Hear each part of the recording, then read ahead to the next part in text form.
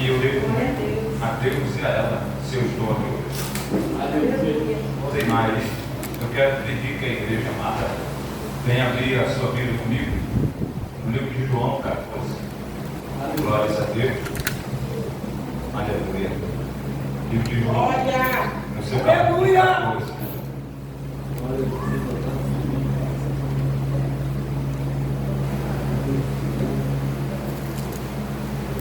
Glória a Deus. Aleluia. Aleluia. A igreja diz amém? Amém. Livro de João, no seu capítulo 14. Glória a Deus. Aleluia. Glória a Glória. Aleluia. Versículo 1 em diante diz assim: não se turbe o vosso coração. Credes em Deus, credes também em mim. Na casa de meu Pai há muitas mansões ou moradas. Se não fosse assim, eu vou no dizer, eu vou preparar-vos um lugar. E enquanto eu vou vos preparar um lugar, eu voltarei novamente e vos receberei para mim mesmo, para que onde eu estou, ali possa estar vós também. E para onde eu vou, vós sabes, e o caminho vós conheces. Disse-lhe Tomé: Senhor, nós não sabemos para onde vais, e como nós podemos conhecer o caminho? Disse-lhe Jesus: eu sou o caminho, a verdade e a vida, e ninguém vem ao Pai senão por mim. A igreja pode sentar. Aleluia. Glória a Deus. Glórias a Deus, aleluia.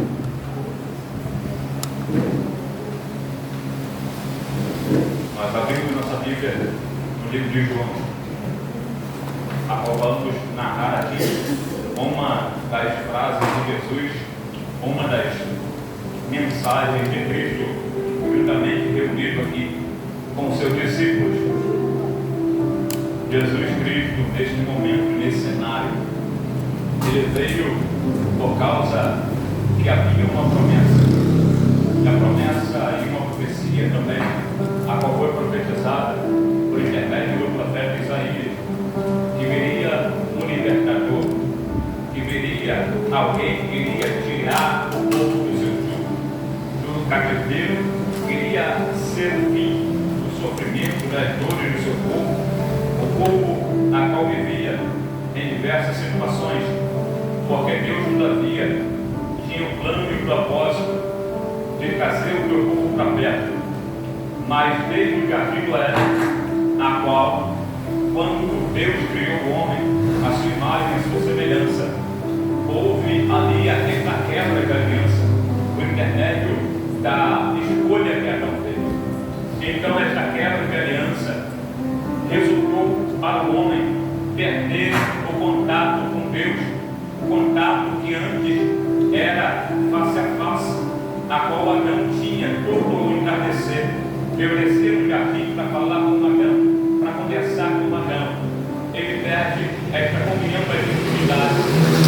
Então agora começa-se um plano ser gerado, porque Deus quer tentar trazer o povo novamente para onde ele jamais deveriam ter saído.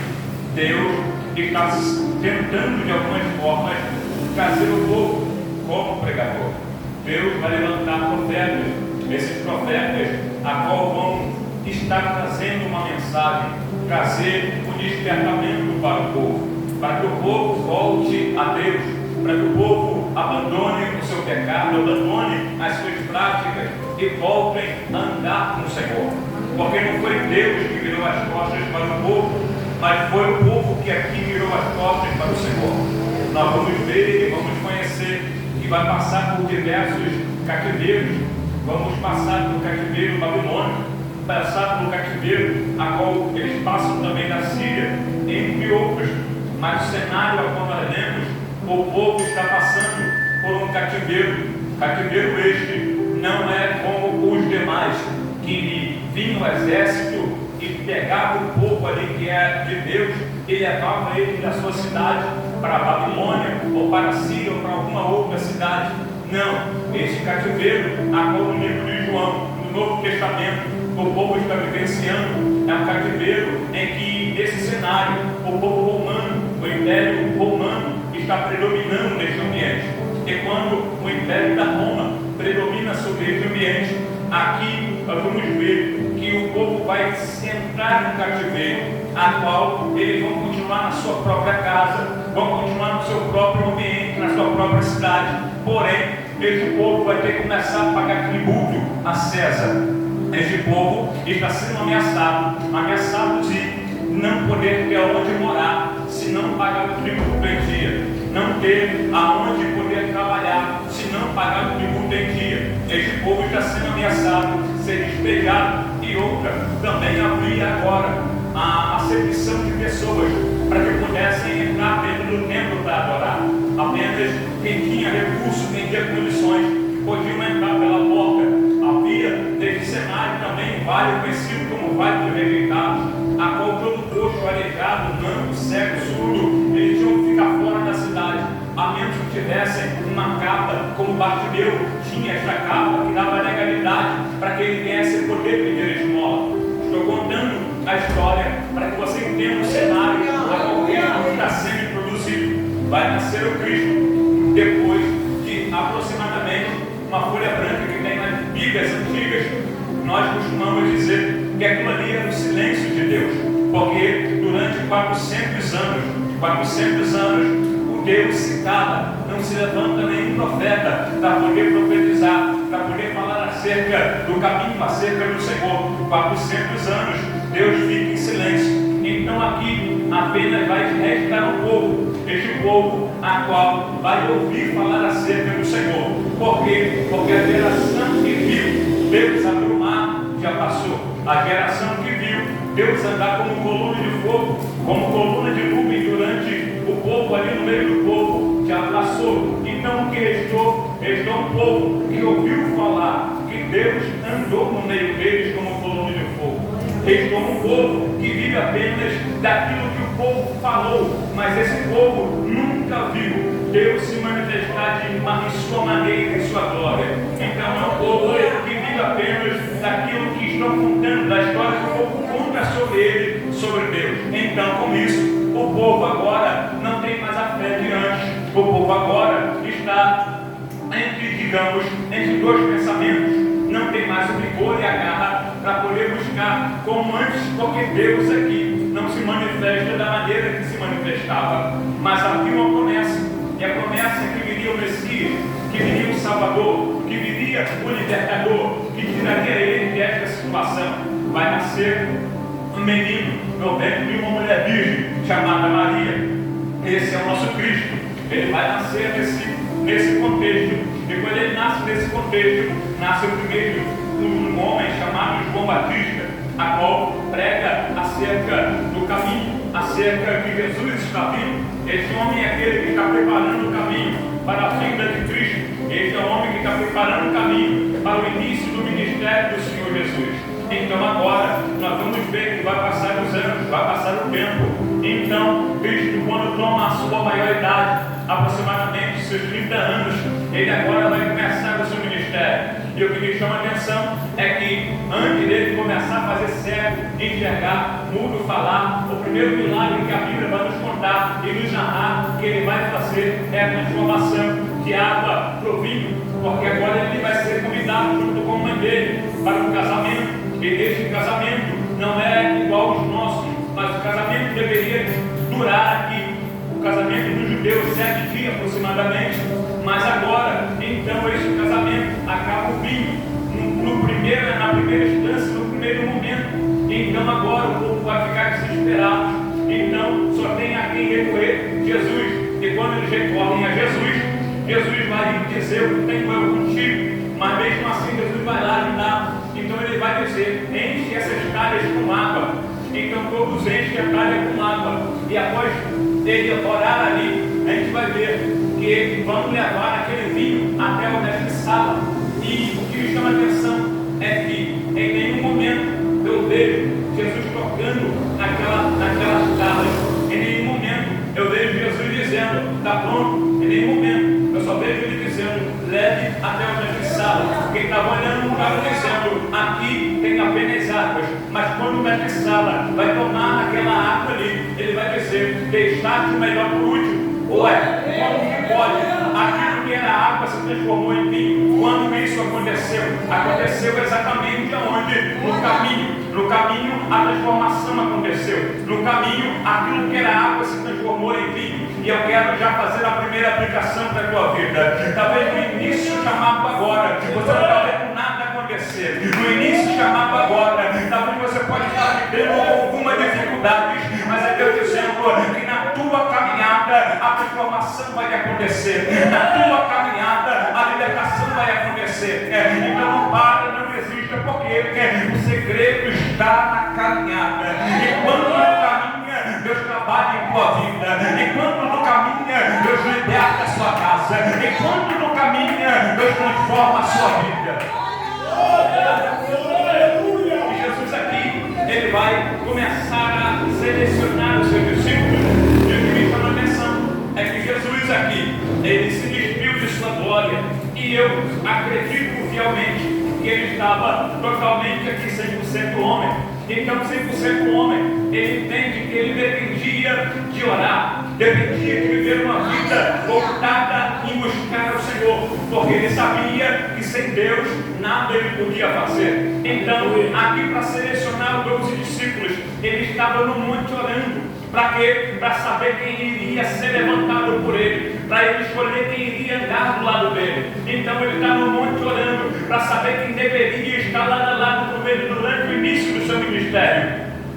E isso é lindo, porque o próprio Jesus está me ensinando que não é qualquer pessoa que tem que estar do meu lado, não é qualquer um que tem que estar comigo no meio da minha caminhada, porque Jesus está dizendo: eu tenho pessoas, aleluia, selecionadas para andar contigo no momento do seu ministério, porque tem pessoas, aleluia, que vamos chamar de amigos, mas não são amigos, porque, aleluia, se nos chamam para orar, não quer orar, se nos chamam para buscar, não quer buscar.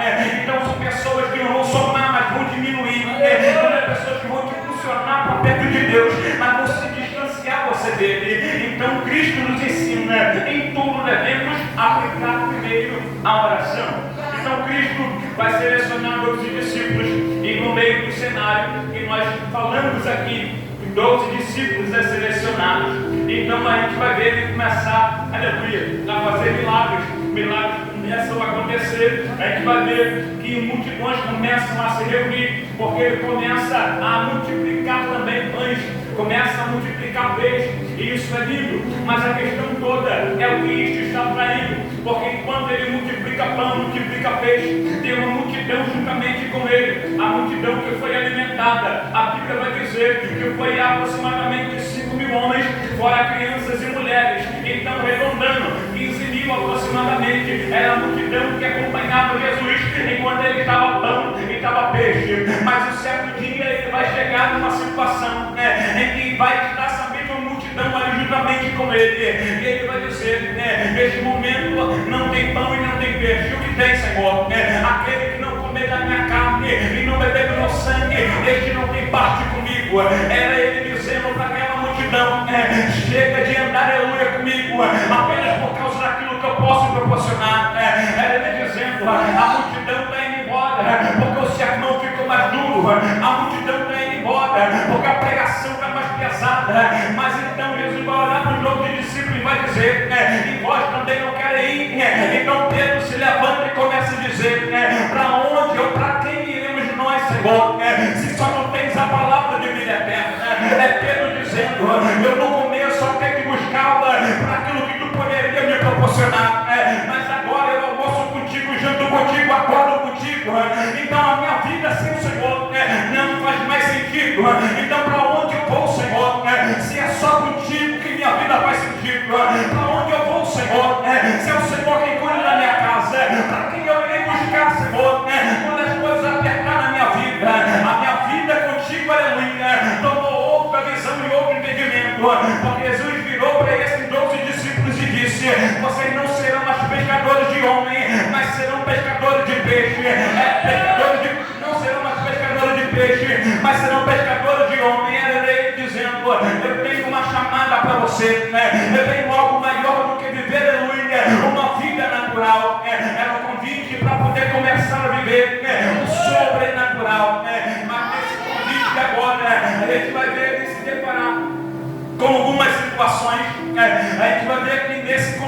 Senhor, Jesus vai estar sempre com seus discípulos, Jesus vai estar sempre com eles no monte, sempre com eles no meio do barco, no meio da tempestade, no meio da dificuldade. Milagres vão acontecer, os discípulos vão ver maravilhas. Então, uma certa feita, ele libera 70 para poder ir lá fazer no nome dele milagres. Demônios vão ser expulsos no nome dele, milagres acontecem no nome dele. Eles começam a se alegrar por causa dos milagres, mas Jesus vai dizer: não se alegra por causa disso, mas antes se alegra pelo teu nome está escrito no livro da vida. Porque nossa fé não pode estar baseada apenas naquilo que ele pode fazer em nossas vidas. Nossa fé não pode estar baseada apenas quando ele fizer aquilo que eu quero, porque nem toda vez Cristo irá fazer aquilo que eu quero, nem toda vez ele vai abrir a porta ou curar quem eu quero que ele cure. Às vezes Deus vai dizer não, e a questão toda é quando Deus dizer não para você, quando ele não quiser abrir a porta para você,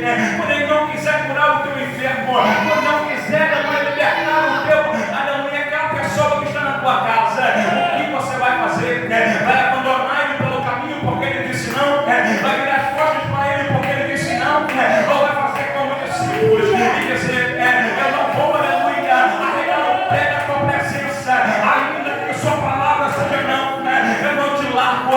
Já dizia em Cantares de Salomão, Salomão dizia: eu sou do meu amado e meu amado é meu. Era ele dizendo de alguma maneira: eu era a multidão, mas a multidão só está pelo pão e peixe, mas discípulo que é discípulo fica, mesmo que o pão não aconteça, mesmo que o peixe aleluia menos dele, ele não arrega o pé da presença do Senhor, porque a minha atividade, nível de multidão, é apenas para aquilo que ele proporciona, mas nível de discípulo é diferente, porque discípulo vai começar a viver, não de ouvir falar acerca dele, mas de ver milagres. Então agora, aqueles que antes vivenciavam apenas daquilo que ouviam falar, que Deus fazia no Antigo Testamento, eles estão vendo com os próprios olhos, morto ressuscitar, surdo ouvir, mudo falar, mulher do fruto de sangue ser curada, cego enxergar. Então agora ele estava fazendo algo com eles, tirando eles da meio da multidão e dizendo: vocês serão, aleluia, minhas testemunhas. Testemunha não fala daquilo que ouviu falar, mas testemunha fala daquilo que vê. Dizendo: eis que eu vos dou poder para pisar em serpente e escorpião, eis que eu vos dou poder para expulsar demônio, eis que eu vos dou poder e autoridade para curar os enfermos. Ele dizendo: vocês não serão apenas meros discípulos, mas vocês serão minhas testemunhas, porque aonde vocês forem, aleluia, a minha presença vai convosco. Aonde vocês colocarem a mão, a minha presença vai convosco. Ele dizendo: aleluia, não é pelo nome de Pedro, é pelo nome de Jesus. Então Deus está querendo ensinar para os discípulos que o segredo da unção e do poder ainda se encontrava no joelho, ainda se encontrava nos montes, ainda se encontrava nas madrugadas. Era ele dizendo: Pedro, no meio da tempestade, era ele dizendo: nossa, que homem é esse que até o vento e o mar lhe obedecem? Que homem é esse aonde ele estava? Ele estava no monte chorando, ele estava no monte exaltando o nome do Senhor, e no meio da tempestade ele caminha em direção aos discípulos, e os discípulos amedrontados começam a dizer: é um fantasma, é um fantasma. E o que é um fantasma? É um demônio, é um espírito maligno. Não reconheceram Jesus por causa da tempestade. E eu quero aplicar isso para você, que nem toda tempestade, nem toda dificuldade é o diabo. Tem prova que Deus nos coloca, tem dificuldade que Deus nos coloca, e não é o diabo, é Deus nos provando para ver se aquilo que cantamos aqui vivemos na nossa vida, se aquilo que pregamos aqui vivemos na nossa vida. É muito fácil cantar e dizer que eu vou te adorar, ainda que a figueira não floresça. É muito fácil pregar uma vida de oração, mas é difícil vivenciar isto. Dizendo: eu vou provar a tua fé no meio da tua dificuldade, eu vou provar a tua fé no meio da tua luta. Porque não adianta cantar sobre oração se não vive oração. Não adianta cantar sobre unção se a minha vida é vazia. E aonde eu encontro a unção, aonde eu encontro o azeite, ainda é nas maravilhas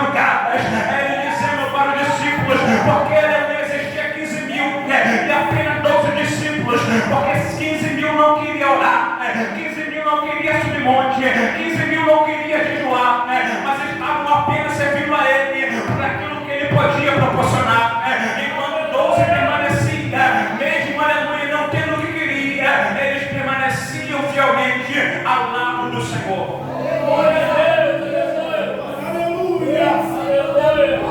Vamos chegar aqui em Lucas 12.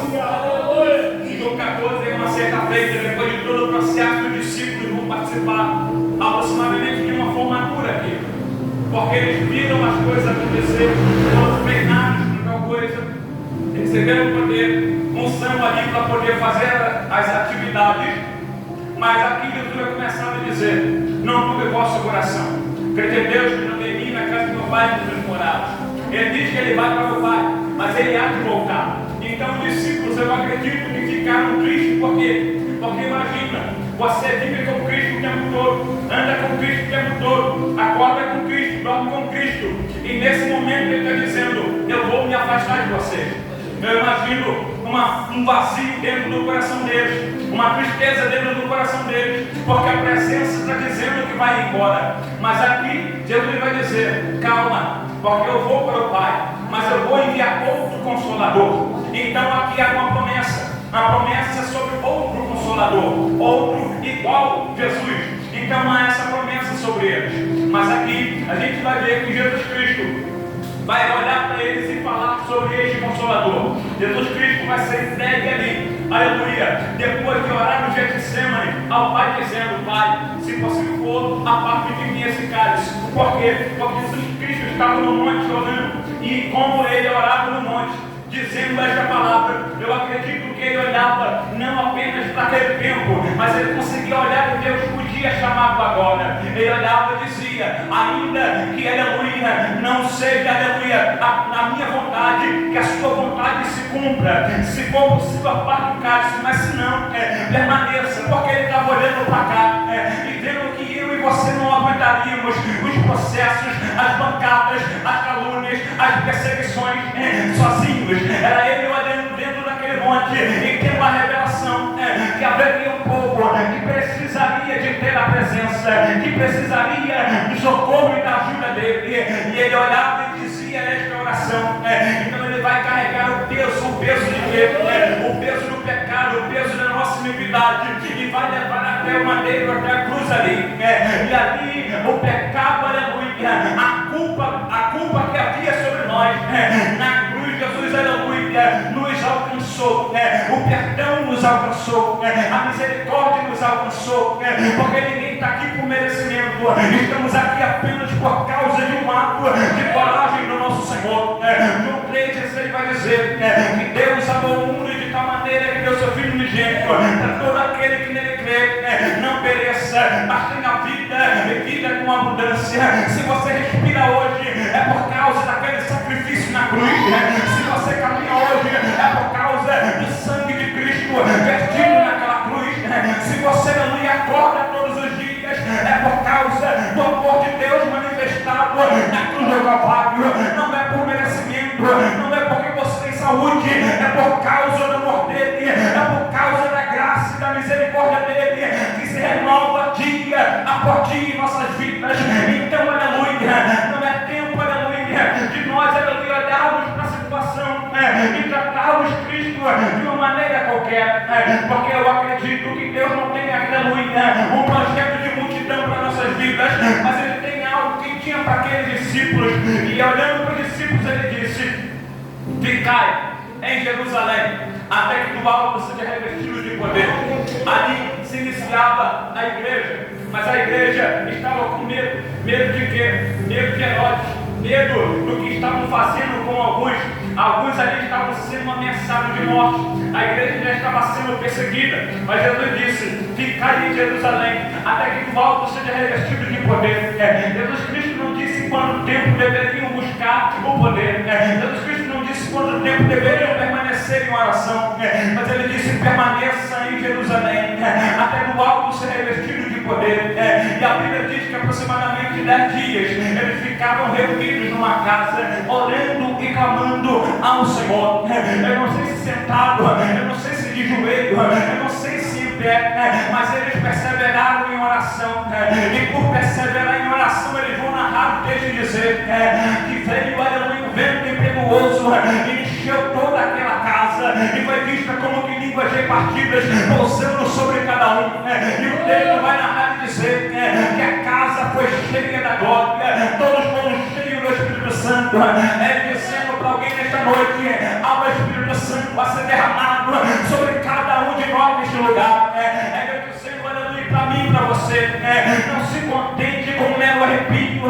não se contente, aleluia, com apenas o culto, porque esse culto há de continuar na tua casa, no seu cantinho de oração, dizendo para alguém aqui nesta noite, eu tenho mais para você, mais do que um arrepio, mais do que uma revelação entregue, dizendo, eu quero te usar, aleluia, para salvar a tua casa, eu quero te salvar para salvar as tuas ruas, eu quero te usar na escola, eu quero te usar no trabalho, mas para isso, o segredo ainda está na oração, dizendo, essa geração não vai ser uma geração vazia, mas será uma geração que há de viver, não do que ouviu falar, mas há de ser testemunha dele, porque Deus olhou, aleluia, lá no céu, para a tua família, para a tua casa, e não escolheu, aleluia, o teu pai não escolheu, talvez a tua mãe, mas olhou e disse, é você que eu quero usar, no meio dessa geração, porque para todo o cenário crítico, Deus só precisava levantar um, e ele levantava esse um, e este um carregava uma palavra, e a palavra que estava sobre a boca deste homem ou desta mulher, tinha o poder de salvar uma nação, ele dizendo, é a sua mão que eu quero usar para curar o enfermo, é a tua mão que eu quero usar para sarar o doente, mas aleluia, Cristo não pode pegar e obrigar você a dobrar o teu joelho, Cristo não pode pegar e obrigar você a jejuar, mas você tem que querer, você tem que ter vontade disto. Então, aleluia, não é difícil, não é fácil ter uma vida de oração, não é fácil, os primeiros momentos são os mais difíceis, porque Jesus estava orando no monte e dizia, a minha alma está angustiada, ora comigo, porque quando você começar, aleluia, a querer ter uma vida de oração, você vai começar, aleluia, ver que é difícil, ver que, aleluia, é luta, falta a palavra, porque achamos que orar é apenas palavras ao vento, é apenas falar e falar, mas orar é muito mais do que isso. Jesus disse em Mateus 6,6, quando orares, entra no seu quarto, fecha a porta e ora ao Pai que está em secreto, e que vem em secreto te recompensará publicamente. Ele dizendo para alguém, enquanto tu dobra o teu joelho na tua casa, enquanto tu dobra o teu joelho naquele cantinho de oração, você não está ali apenas falando, mas você está com Deus no seu lado, está com Ele no seu lado, não é apenas eu que falo, mas é ouvir, desfrutar da presença dele, é sentir o abraço dele quando eu preciso, é estar, aleluia, com alguém que enxuga as lágrimas do meu rosto quando eu choro, é dizer, aleluia, para alguém nesta noite, um amigo que você procura no WhatsApp, está, aleluia, à distância de uma oração, um amigo que você procura em uma escola, em um trabalho,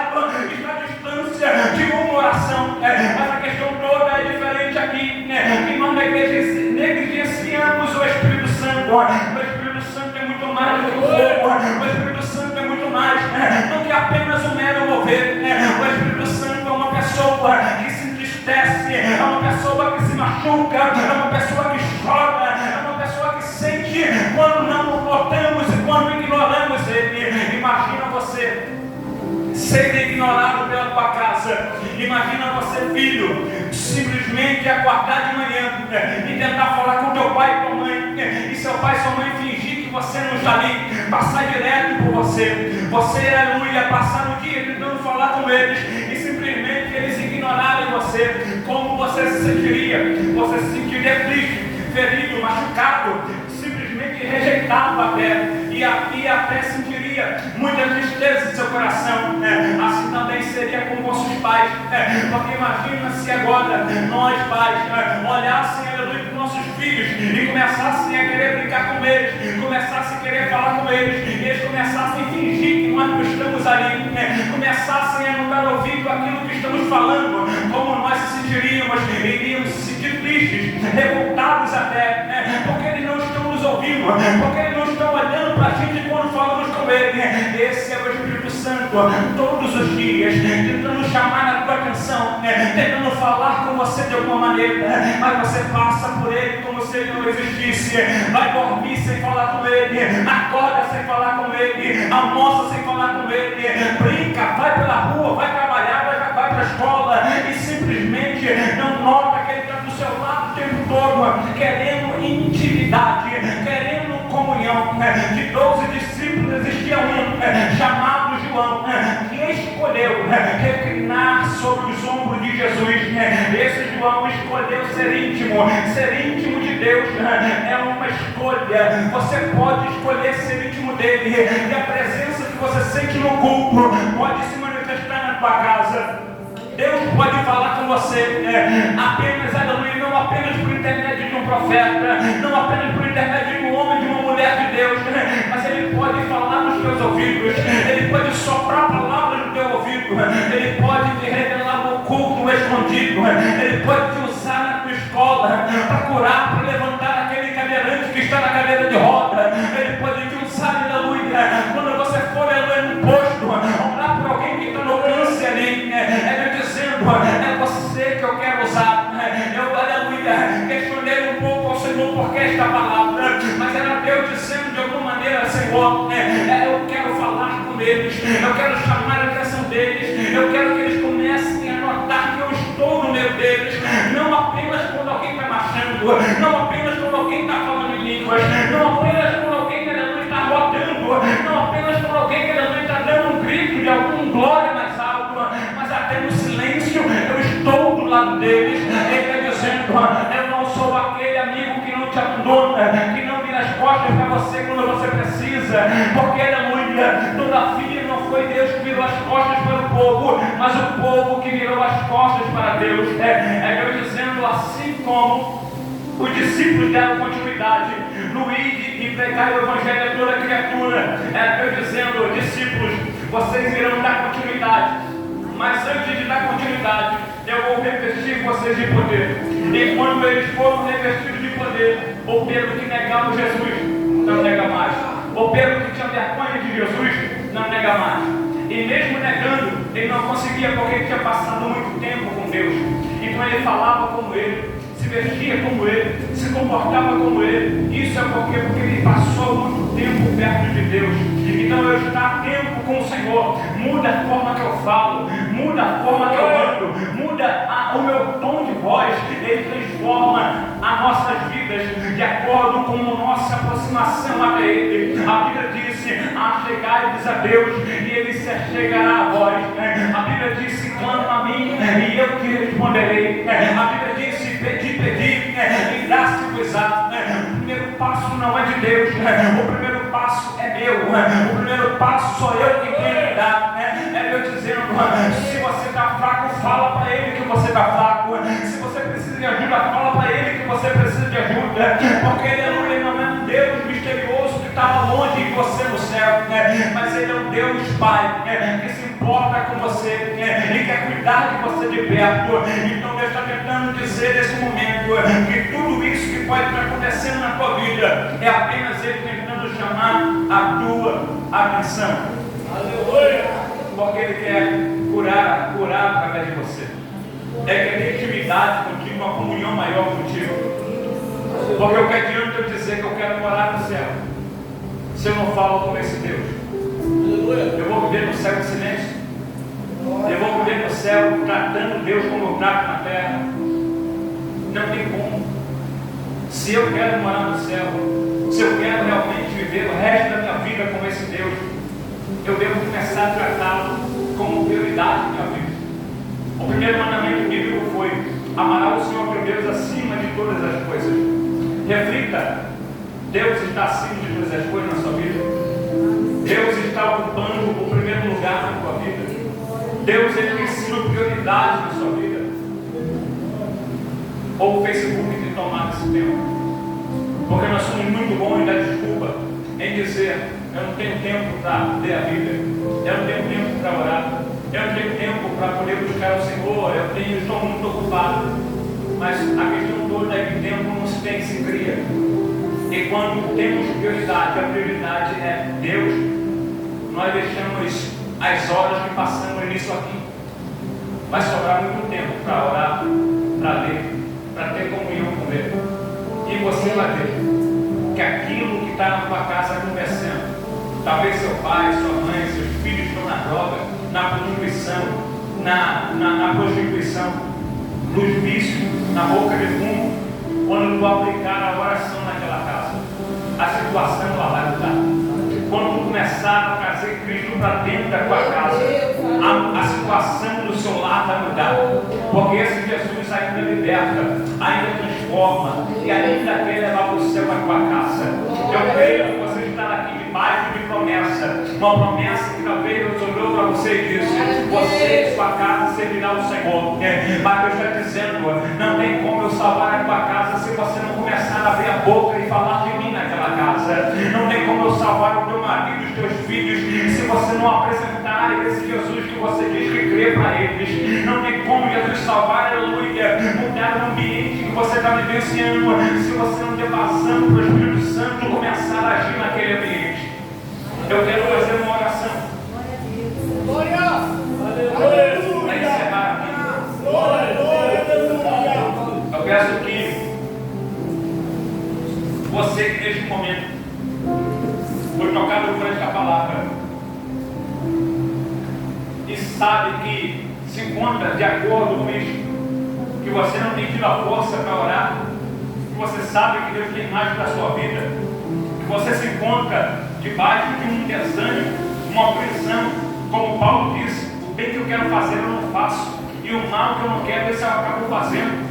Você que não tem tido força para vencer o pecado, você que não tem tido força para poder buscar ao Senhor da forma que seu coração queima para isso, eu convido você a vir aqui na frente, porque queremos orar por você, estender a mão por você, e clamar para que Deus venha te dar a força que você precisa, clamar para que Deus venha te dar o ânimo que você precisa. Então, se encontra alguém assim, não é para aceitar Jesus, é só para receber uma oração. Não precisa ficar tímido ou ter vergonha, é só para orarmos por você. Glória a Deus, Se tiver aleluia. alguém, vem aqui. Glória a Deus. Aleluia.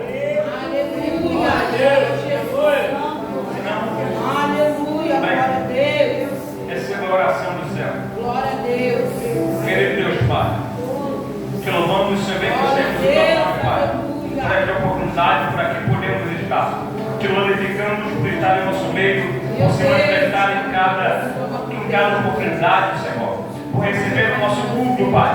Pai, neste momento, Senhor, eu oro pelo meu irmão e minha irmã, Senhor, que se encontra nesta casa. Espírito Santo da verdade, Tu és aquele, Senhor, que quer, Senhor, Pai, ter intimidade e comunhão para com cada um.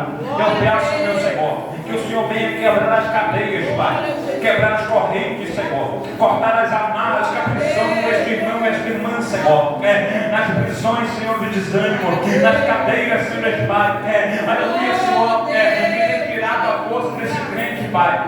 Eu peço, meu Senhor, que neste momento o Senhor venha enviar a luz para esse lugar, Pai, e em nome de Jesus Cristo, meu Senhor, o desânimo caia por terra, Pai, aleluia, Senhor, que neste momento, meu Senhor, toda influência maligna, Senhor, Pai, que tem tentado para este crente e para este irmão, Senhor, caia por terra agora, Senhor, meu Deus, que essa pessoa, Senhor, que não sente a tua presença dentro dentro, Senhor, que não sabe mais o que é chorar na tua presença, não sabe mais, Senhor, Pai, que nem é sentir um arrepio, meu Senhor. Eu peço ao Espírito Santo de Deus, sopra sobre este lugar a tua doce presença, meu Senhor. Levanta o caído, fortalece o fraco agora, Senhor. Em nome de Jesus Cristo, meu Senhor. Não estamos apenas no mundo, estamos em guerra. Eu te peço, meu Senhor, dá revestimento de amargura desse crente, meu Pai. Reveste ela com tua armadura. Dá ferramenta para esse crente, Senhor. Lutar pela casa, lutar pela família dele, Senhor.